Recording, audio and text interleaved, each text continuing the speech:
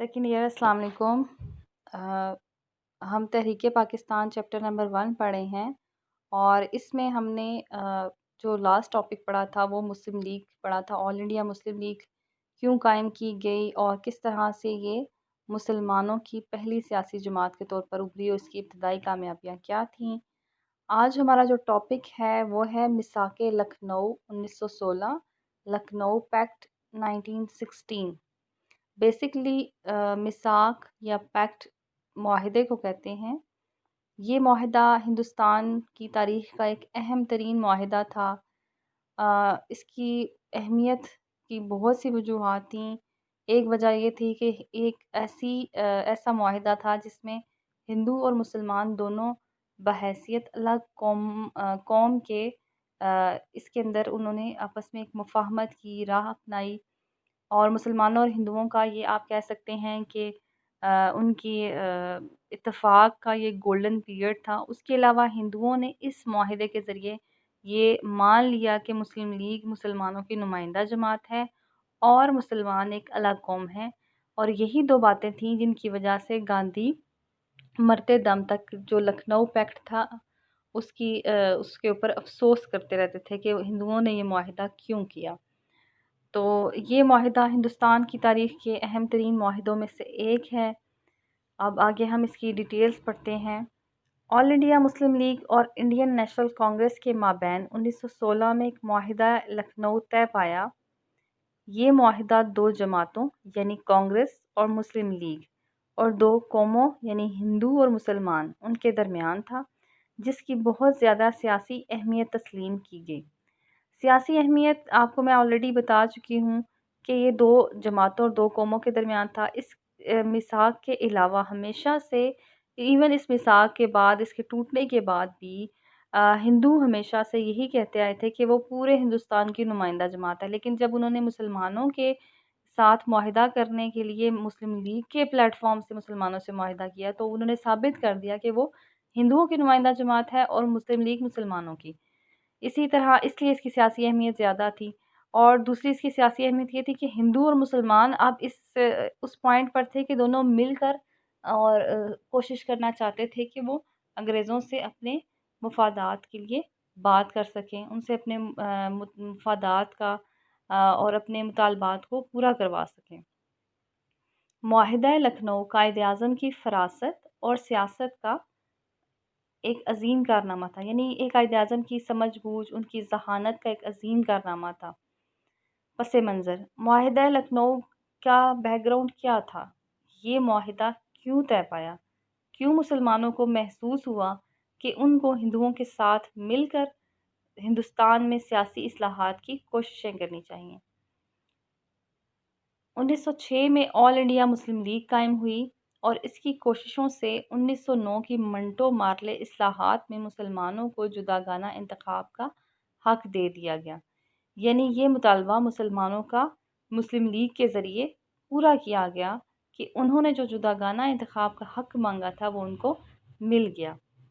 उसके बाद 1911 में तक़सीम बंगाल को अंग्रेज़ हुकूमत ने ख़त्म करके मशरक़ी और मगरबी बंगाल को दोबारा एक सूबे में मदगम कर दिया। मदगम यानी मर्ज कर दिया, उसको इकट्ठा कर दिया, जिससे मुसलमानों की बहुत ज़्यादा दिल शिकनी हुई। अब पहली जो पॉइंट है उसमें आप देखें कि उन्होंने हिंदुओं को की मुखालफत को मोल लेकर मुसलमानों को फ़ेवर किया। था तो मुसलमानों का जायज़ हक़ कि वो जुदागाना इंतखाब का मुतालबा कर रहे थे और बहैसियत एक अलग कौम उनको जुदागाना इंतखाब का हक़ मिलना चाहिए था। लेकिन इससे हिंदू नाराज़ होते थे, उन्होंने उनकी परवाह नहीं की। दूसरी तरफ जब उन्होंने बंगाल को तक़सीम किया तो हिंदू इस बात से सख्त नाराज़ थे, लेकिन मुसलमान खुश थे। मुसलमानों का एक अलग सूबा कायम हो गया था जहाँ उनकी अक्सरियत थी, उनके लिए अलग यूनिवर्सिटी, अलग कोर्स बनने के इम्कानात थे। तो इस बात से हिंदुओं ने तक़सीम बंगाल पर बहुत ज़्यादा नफ़रत का इज़हार किया, गुस्से का इज़हार किया, मुज़ाहरे किए, जलसे जुलूस निकाले। और लेकिन अंग्रेज़ों ने इस तक़सीम बंगाल को ख़त्म नहीं किया। और जब हिंदुओं की तरफ से मुखालफत तकरीबन थम गई तो अचानक से उन्होंने तक़सीम को दोबारा से मनसूख़ कर दिया और مسلمانوں کو اس سے بہت زیادہ دل شکنی ہوئی، یعنی مسلمانوں کا دل ٹوٹ گیا کہ اب جب کہ ہندوؤں نے بھی اس کی مخالفت ترک کر دی تھی، تو اب کیا ریزن تھی کہ دوبارہ سے ایک تقسیم شدہ صوبے کو دوبارہ سے ایک صوبہ بنا دیا گیا، اسے یکجا کر دیا گیا۔ تو اس سے انگریزوں کی ایک پالیسی مسلمانوں اور ہندوؤں دونوں پر واضح ہو گئی تھی کہ وہ ڈیوائیڈ اینڈ رول کی پالیسی پر، یعنی تقسیم کرو اور حکومت کرو کی پالیسی پر عمل کر رہے تھے، اور ہندو مسلم اختلافات کو ہوا دینے میں بھی ان کا ہاتھ تھا۔ کانپور کی مسجد کو منہدم کر دیا گیا، یعنی شہید کر دیا گیا، گرا دیا گیا، جس کے خلاف مسلمانوں نے زبردست مظاہرے کیے اور غم و غصے کا اظہار کیا۔ طرابلس یعنی موجودہ لیبیا پر اٹلی نے حملہ کر کے قبضہ کر لیا۔ اب اس پوائنٹ کو انہوں نے کیوں شامل کیا ہے؟ ظاہر ہے کہ طرابلس جو لیبیا تھا وہ مسلم علاقہ تھا، اس وقت وہ سلطنت عثمانیہ کا حصہ تھا، اور اٹلی انگریزوں کا اتحادی ریاست تھی، اور اٹلی نے اس پر حملہ کر کے قبضہ کر لیا، اور جو برطانوی حکومت تھی، انگریز تھے، انہوں نے اس کے اوپر کوئی رد عمل ظاہر نہ کیا۔ اس سے بھی مسلمان انگریزوں سے سخت ان کے خلاف نفرت کی لہر دوڑ گئی کہ انگریزوں نے ان کے خلاف کیوں کوئی اقدام نہیں اٹھایا، ایون کسی قسم کا کوئی بیان تک نہیں دیا، مذمت تک نہیں کی۔ اس کے بعد بلقان ریاستوں میں ترکی کے خلاف بغاوتیں ہوئیں۔ اب یہ سارے سلطنت عثمانیہ، یعنی جو پرانا ترکی تھا، مسلمانوں کی سب سے بڑی ریاست جہاں پر خلافت قائم تھی، اس کی بات ہو رہی ہے کہ اس کی کچھ ریاستیں جو تھی بلقان کی، وہاں پر بغاوتیں ہوئیں، انگریزوں نے باغیوں کا ساتھ دیا، تو برصغیر کے مسلمانوں کو بہت دکھ پہنچا۔ اب یہ وہ سارے پوائنٹس ہیں جس سے پتہ چل رہا ہے کہ مسلمانوں کے جذبات کا خیال نہیں رکھا جا رہا تھا کسی بھی طریقے سے۔ 1913 میں قائد اعظم محمد علی جناح نے مسلم لیگ کی رکنیت اختیار کی، تو ان کے زیر اثر آل انڈیا مسلم لیگ کے منشور میں انقلابی تبدیلیاں لائی گئیں، اور قائد اعظم جو تھے اس سے پہلے وہ اس کے کانگریس کے رکن تھے۔ اس وقت تک ایسا ممکن تھا کہ آپ بیک وقت دو جماعتوں کی رکنیت اختیار کر سکتے تھے، تو قائد اعظم کانگریس کے بھی رکن تھے اور انہوں نے مسلم لیگ کی بھی رکنیت اختیار کر لی۔ اور جب انہوں نے مسلم لیگ کی رکنیت اختیار کی، تو جو مسلم لیگ کا منشور تھا، جو کہ آپ پہلے پڑھ چکے ہیں کہ انگریزوں سے وفاداری کی پالیسی اور مسلمانوں کے حقوق کا تحفظ اور دوسری قوموں سے تعاون، تو اس منشور میں انہوں نے کچھ انقلابی تبدیلیاں لائیں، یعنی کچھ بہت زیادہ اس کے اندر چینج لایا۔ وہ وفاداری والی پالیسی کو چینج کیا اور مسلمانوں کو بھی یہ شعور دلایا کہ ان کو اپنی حقوق کے لیے اپنی آواز کو بلند کرنا ہوگا۔ قائد اعظم نے ہندو مسلم اتحاد کے لیے بڑا اہم کردار ادا کیا۔ ہندوؤں میں بعض لیڈروں نے ان کا بھرپور ساتھ دیا۔ گوکھلے اور ایس پی سنہا ان میں نمایاں تھے، یعنی بہت سے ایسے ہندو لیڈر اس وقت موجود تھے، کچھ ہندو لیڈر جو بہت معتدل مزاج رکھتے تھے، انتہا پسند نہیں تھے، اور وہ ہندو اور مسلمانوں کے درمیان اتحاد چاہتے تھے، اور ان کی اور قائد اعظم کی مشترکہ کوششوں سے ہندو اور مسلمان ایک دوسرے کے کافی قریب آ گئے۔ حکومت کے خلاف مسلمانوں کے رویے کو مولانا محمد علی جوہر کے اخبارات کامریڈ اور ہمدرد، مولانا ابوالکلام آزاد کے اخبار الہلال اور مولانا ظفر علی خان کے اخبار زمیندار نے بہت حد تک تبدیل کر لیا۔ اب جو مسلمانوں کا جو رویہ تھا حکومت کے خلاف، وہ پہلے وفاداری کا، اور وہ سر سید احمد خان والی وہی پالیسی تھی کہ سیاست سے اجتناب کرنا ہے، اپنے آپ کو انگریزوں کی عتاب سے بچانا ہے، اور صرف تعلیم پر توجہ رکھنی ہے۔ اب وہ دور گزر چکا تھا، اب مسلمانوں کے اندر وہ جذبات پیدا ہو چکے تھے کہ وہ اپنے حقوق کے لیے، اپنے دفاع کے لیے لڑنا جانتے تھے، اپنے حقوق اور مطالبات کو حکومت سے اس کا مطالبہ کرنا جانتے تھے۔ اور اس میں مسلمانوں کے جو نئی نوجوان نسل تھی، مسلمانوں کے جو لیڈر تھے، ان کو اخبارات کامریڈ، ہمدرد اور الہلال، زمیندار، ان اخبارات نے، کیونکہ اس وقت جو اخبارات تھے، پرنٹ میڈیا تھا، وہی سب سے بڑا ذریعہ تھا لوگوں تک بات پہنچانے کا، اور لوگوں کے خیالات کو بدلنے کا۔ تو ان کے ذریعے انہوں نے مسلمانوں کے رویے کو بہت حد تک بدل دیا۔ 1911 میں الہ آباد کانفرنس منعقد ہوئی۔ اس کانفرنس میں ہندو مسلم یکجہتی کی ضرورت کو محسوس کیا گیا۔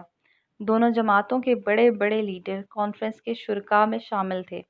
آغا خان یعنی سر آغا خان، قائد اعظم مولانا محمد علی جوہر، وقار الملک اور حکیم اجمل خان نے مسلمانوں کی، جبکہ گوکھلے، سریندر ناتھ بینرجی، ایس پی سنہا اور موتی لال نہرو نے ہندوؤں کی نمائندگی کی۔ کانفرنس میں دونوں جماعتوں کو باہم تعاون پر آمادہ کرنے پر زور دیا گیا۔ اب 1911 میں الہ آباد کانفرنس میں جب منعقد ہوئی تو اس میں مسلمانوں اور ہندوؤں دونوں کی طرف سے بڑے بڑے لیڈرز شریک ہوئے اور انہوں نے اس بات پر زور دیا کہ ہندو اور مسلمان دونوں آپس میں اتحاد کر لیں تو وہ انگریزوں سے اپنے حقوق کو اچھے طریقے سے منوا سکتے ہیں، ان سے اپنے مطالبات کو آسانی سے پورا کروا سکتے ہیں۔ اور ہندوستان کے اندر جو مسلمانوں کی اس وقت حالت تھی، آپ دیکھ سکتے ہیں کہ انہوں نے ان کا جداگانہ انتخاب کا مطالبہ مان لیا تو دوسری طرف انہوں نے بنگال کی تقسیم کو منسوخ کر دیا۔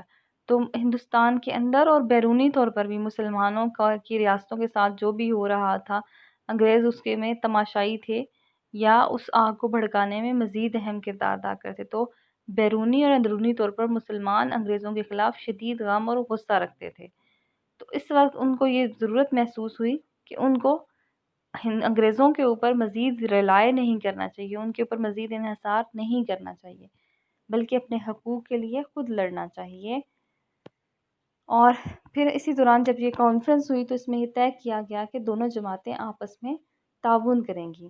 1915 میں دونوں سیاسی جماعتوں کے اجلاس بیک وقت یعنی ایک وقت میں ممبئی میں بلائے گئے۔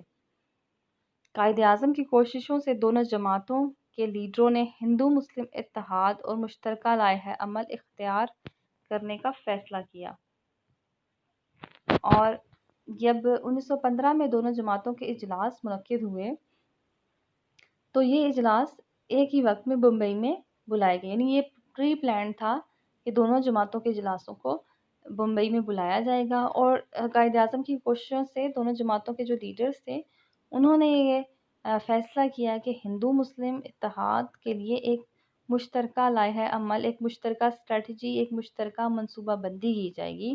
انہوں نے مستقبل کے دستور کے لیے، یعنی جو دستور جو آئین حکومت برطانیہ نے نافذ کرنا تھا اس کے لیے متفقہ خط و خال اپنانے کی بات کی، یعنی ان کا یہ خیال تھا کہ آئندہ جو بھی دستور بنے اس سے ریلیٹڈ تجاویز، سفارشات، ریکمنڈیشنز برطانوی حکومت کو ہندو اور مسلمان مل کر دیں، متفقہ طور پر دیں، تاکہ ان کو یہ پوائنٹ ریز کرنے کا یا یہ آبجیکشن لگانے کا موقع ہی نہ مل سکے کہ کسی ایک بات پر ہندو یا پھر مسلمان متفق نہیں ہوں گے، بلکہ دونوں قومیں مل کر اپنے مطالبات حکومت تک متفقہ طور پر پہنچائیں۔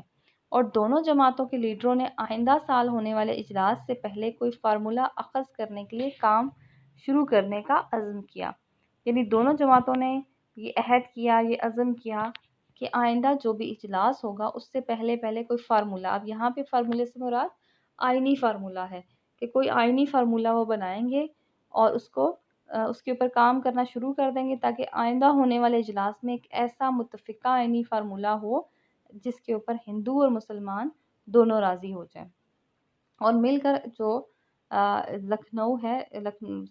مل کر کوئی بھی ایسا متفقہ فارمولہ طے کریں جس کی بنیاد پر دونوں قوموں کے درمیان کوئی معاہدہ یا پیکٹ طے پا جائے۔ تو یہاں پر معاہدہ لکھنؤ کا جو بیک گراؤنڈ ہے، اس کا پس منظر ہے، وہ مکمل ہوتا ہے۔